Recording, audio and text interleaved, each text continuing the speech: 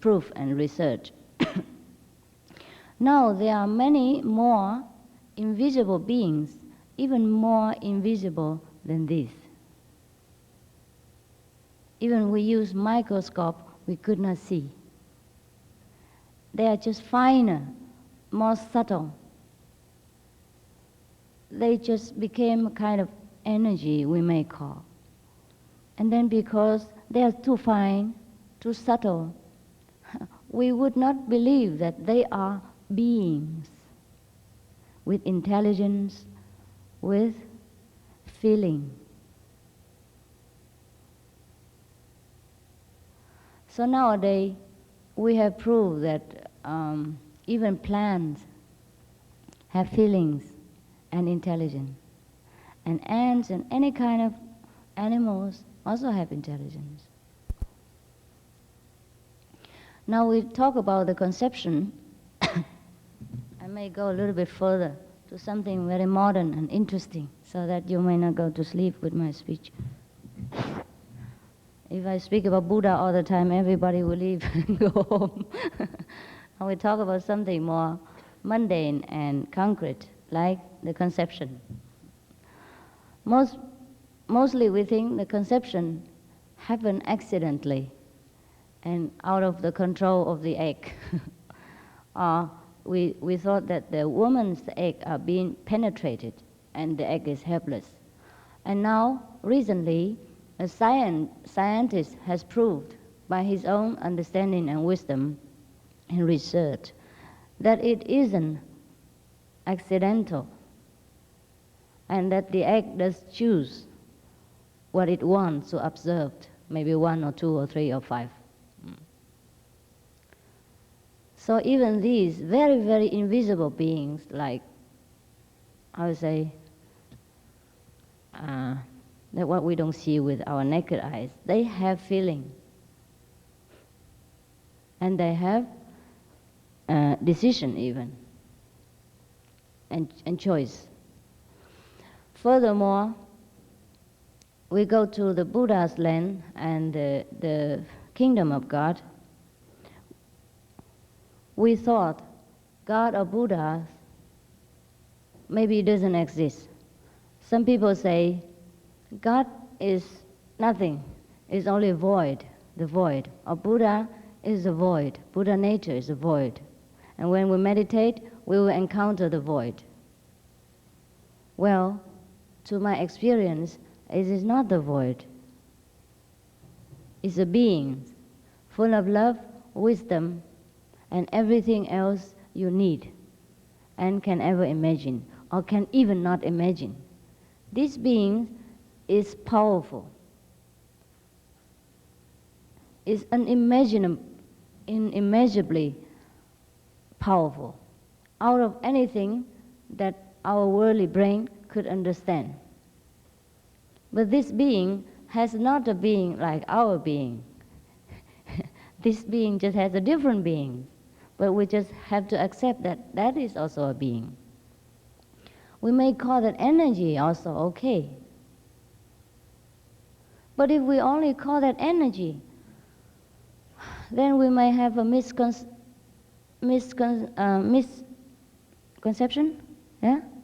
Misunderstanding, that it is just a very no feeling, no compassion, no wisdom, nothing, like electric energy, like magnetic energy. No, it isn't like that. It contains within everything in the universe. It contains all the germs that later can germinate. How to say? Is that right?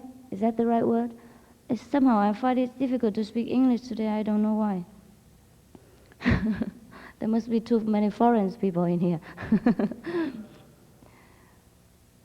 These germs, or what we call the seeds of the universe, are dormant in this being. So from that, sprout everything out, and later come back in.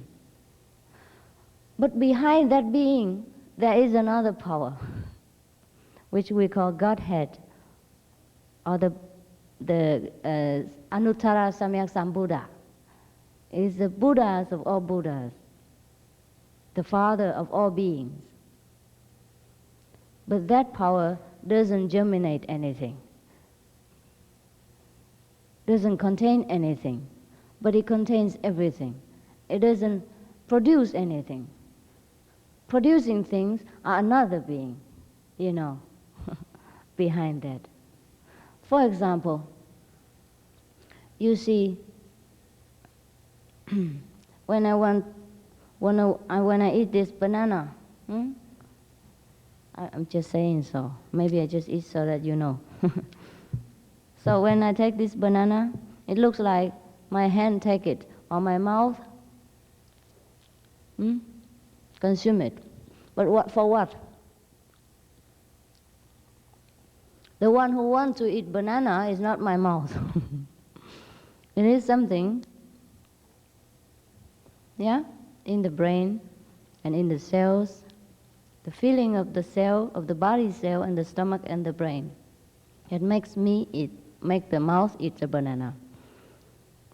Therefore, the same with God and Godhead and God power. Oi, just eat a little banana and it makes cold.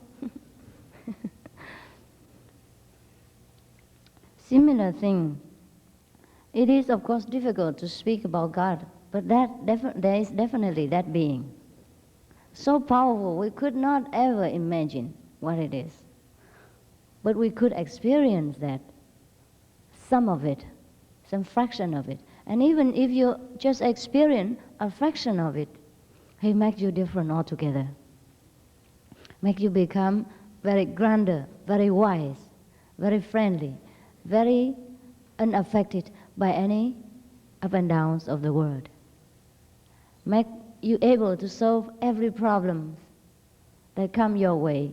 Even when you lay unconscious by a car accident, you are still able to solve that, to help yourself. And that happens when we are in contact with this so-called being, unimaginable that being, and that almighty or powerful being.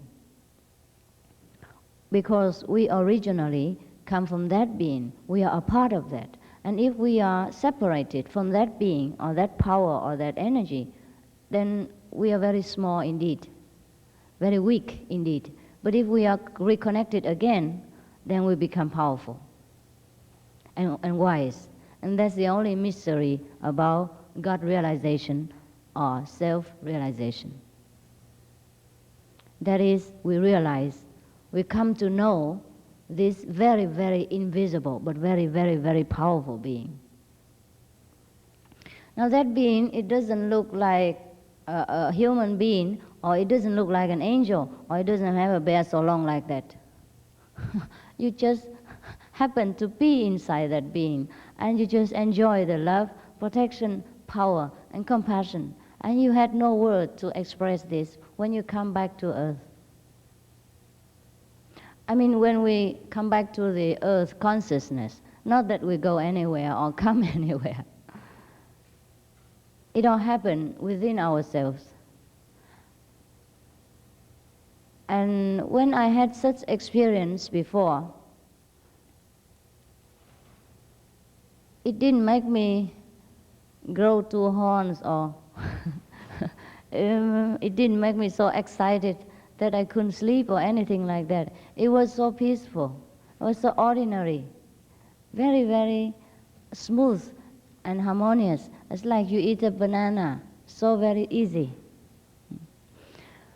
But this kind of experience doesn't happen often to the average person. It needs a lot of self-discipline and sincerity and longing to become reunion with God or with that Buddha nature within ourselves in order to achieve it. God, no doubt, or Buddha, no doubt, can give us very quickly, but everything we earn by ourselves is more valuable. Also, it isn't fit to become God or Buddha if we are still have our anger, lust, desire, attachment all together. Then if people look at us, they think, oh, what kind of Buddha is that? And then they have no respect for the Godhead or the Buddha. Therefore, for anyone who is fit to have this experience, that means to become one with God again, or to know this Buddha nature, or to become Buddha, one must go through a lot of discipline. The experience of God and Buddha nature we can have very easily through a proper guidance of a master who already know this Buddha nature, who already become one with God. It's easy. Just like the one who can speak English can teach you at the first day already some phrases in English. After you go home from an English school the first day, you can speak something already. You might say, how are you? My name is so-and-so. What is your name? Etc. A few phrases. Yes. Similarly, when you go to a master who have known God or have known the Buddha nature within him or herself, then that master can share with you a little bit of God experience. Understand that? Yes. But then you have to practice more and more every day in order to gain the whole, the complete God wisdom for yourself. Just like after you can speak a few sentences in English, you have to come back again and you have to be diligent at home studying until you can completely understand, read and write English. So the experience of God sometimes is, even though it's easy to find, but it's hard for most people because we do not find the right one. So we were thinking God is something very mysterious. We can never reach him. Or Buddha is something for the ceremony Buddha and not for me, not for us. No, it's not true. It's not true. Jesus said we are all sons of God. We are all the children of God. He said whatever great things, great miracles he does then, we can do even greater. Didn't he say so? Yeah? In the Bible it says, whatever I do today, you can do even better tomorrow. In the future, he says so. And John the Baptist baptized people with water, but he said, the one who came after me, even mightier than I am, and can baptize with the Holy Ghost. So, as our human race advancing towards civilization and intelligence, the techniques and the wisdom within ourselves also advance faster. And the things we do can be even advanced also. So if Jesus say that we can do greater miracles, then why don't we try? And Buddha also say, I have become the Buddha, but you will become Buddha also. He did not say, I'm the one and only and never anyone else before or after me. No doubt to become a Buddha or become Christ-like is not a matter of joking. It's not easy, but we may try. It's not mysterious, it's not out of reach at all. I have tried it and I have succeeded. So if you try, you might succeed too. If I'm so small and so weak and I could try, then you may try as well. Why did I try these things? I want to experience the God inside me or the Buddha nature within me. It is because of the suffering of our world. that brought me into this decision. So I owe it to you all to share this, I would say, the result of my practice. Otherwise, my life was so smooth and so happy, I did not think I need anything. When you are so satisfied in material comfort, it is very hard to think of spiritual, fulfillment. It's difficult. We do not think about that. We're happy enough. Therefore, the Buddha say, when one is in heaven, it's hard to practice, to meditate, to become a Buddha, because in heavenly world, people live a very happy life. And therefore, they do not desire further progress. It happened in our daily life also. Sometimes we are too happy and comfortable in our own lives. We do not want to advance in our position or do any more business adventure. We think we're happy enough.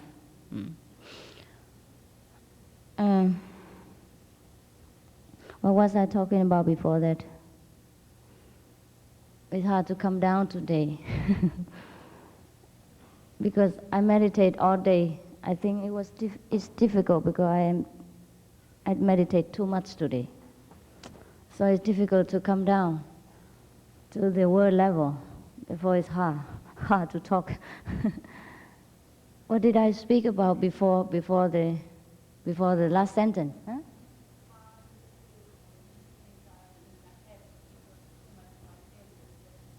Yeah, and before that? Before that? It's good she listened.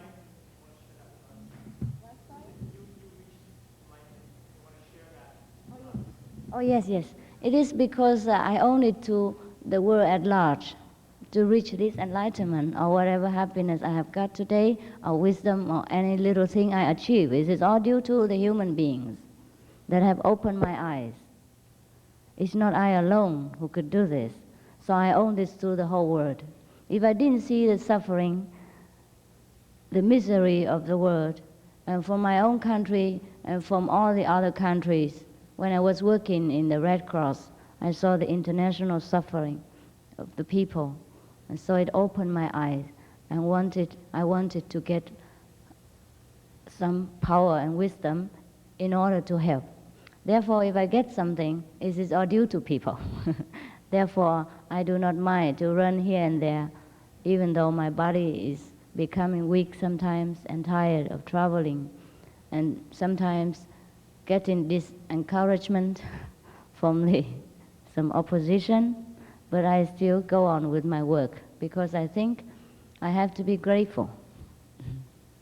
I have grown up until now. It is due to your kindness, due to the kindness of all the people in the world, that I have rice to eat, that I have bread to enjoy, that I have clothes to wear. And then at last, the wisdom is all due to the people. And now, after I have realized that the suffering is all our own making, then I also realized that we can also solve this problem by our own. But of course, we must pray to God or Buddha to help us. But then, later, you will realize that God and Buddha is also yourself, your own power, your own wisdom, which awaken. Now, there are many ways to practice and to become self-realized. But for the average people, the most important thing is we pray. We pray to the God Almighty within us, pray to the Buddha within us to help us, and also make a self-effort. Right? We keep the discipline we train our compassion and love to all beings, and beginning with cutting down the killings of animals, etc. Yesterday I was in a radio program called See Beyond, and the lady, the announcer, yeah, is that right? She asked me, how do you, or what is the solution you offer, or something like that. What is the solution for the world hunger today? Why? People think if there is God, why should people have to suffer hunger so much in the world? I said, in the Bible, it is prescribed chastity, charity. In Buddhism, also emphasize charity. Means give it to others what they need. But I say we don't even need to do that. Nowadays, we don't even need to do that. If you have your money, you can keep them. If you have your property, enjoy them.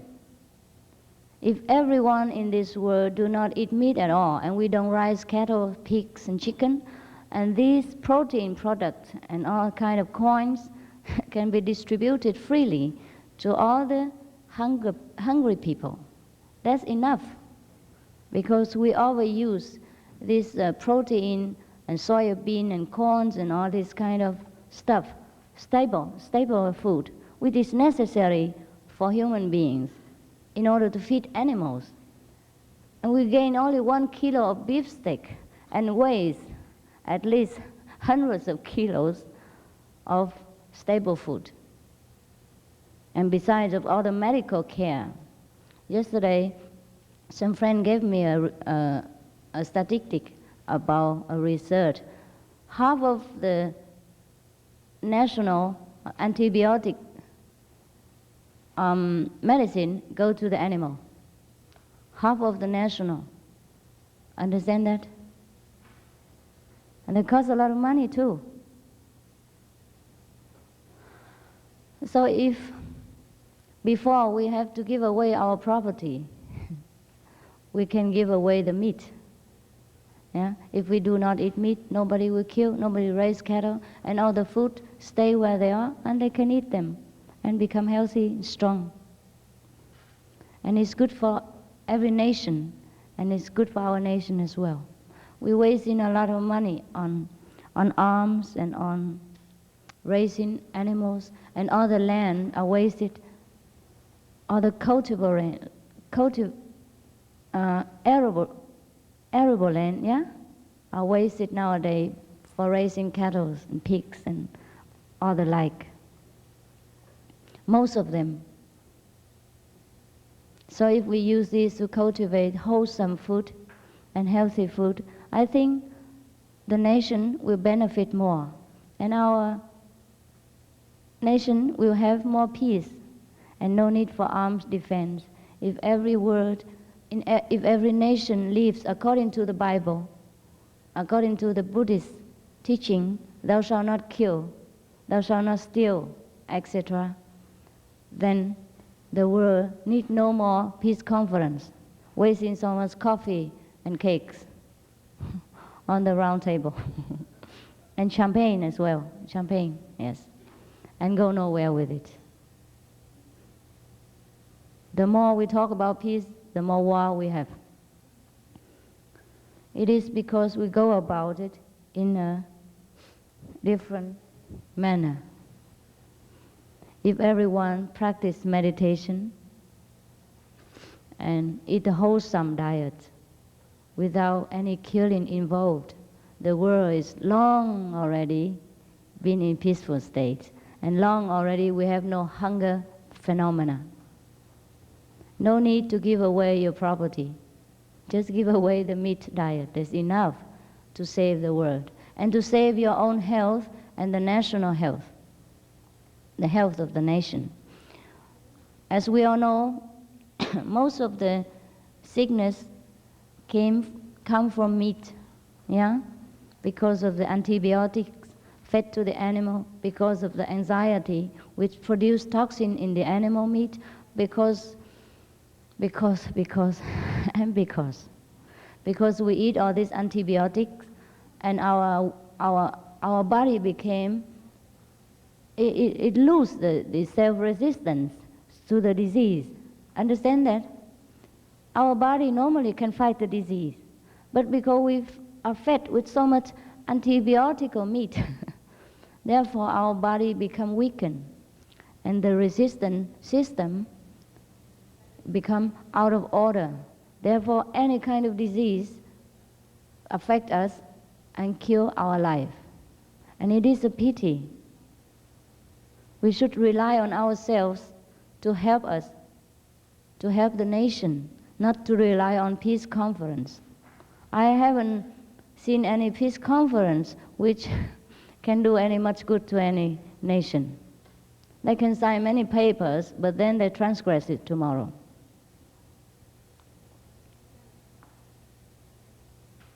It's not that maybe the people who sign are very sincere.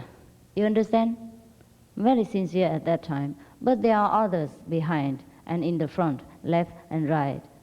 And after these people who sign dying, or the presidential position change, or the king change, then policy change. We can never rely on these things. We must rely on ourselves to save our life.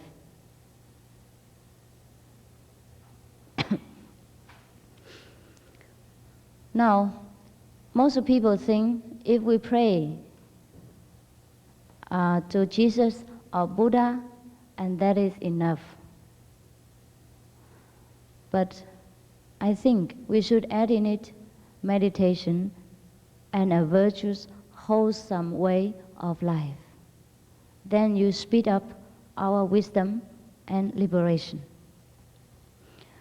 For example, if we practice together in our method, we call Kuan Yin method. Oh, man, doesn't take. Which is to listen to the instruction of God within, and to see the wisdom of God with a heavenly eye. And we keep a vegetarian diet and a virtuous way of life. Then we fear no sickness. Many of our initiates overcome sickness overnight. I mean dangerous one, mostly need operation or die. Some people just come back from the deathbed out of the power of their virtuous life and the power of the Godhead that protects them. If we open this power within through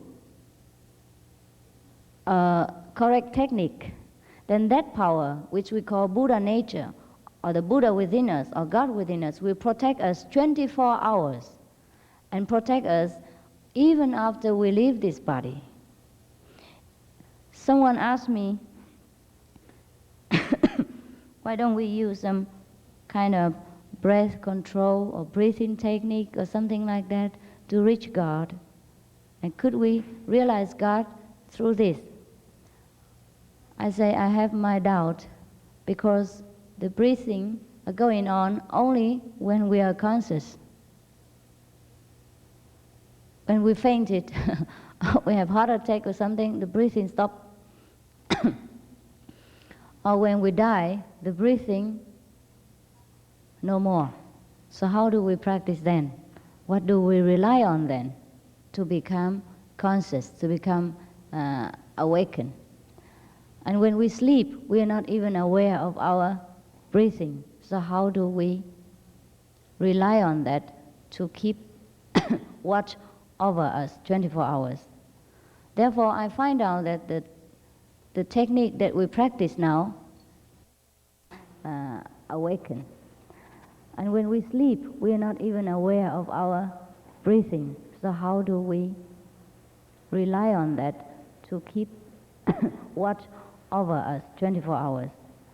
Therefore, I find out that the technique that we practice now, it is all powerful. 24 hours protects us, and we are awakened within. Even when we sleep, the God power looks after us. Even when we die, that power doesn't die. That is more secure. It is safer to rely on the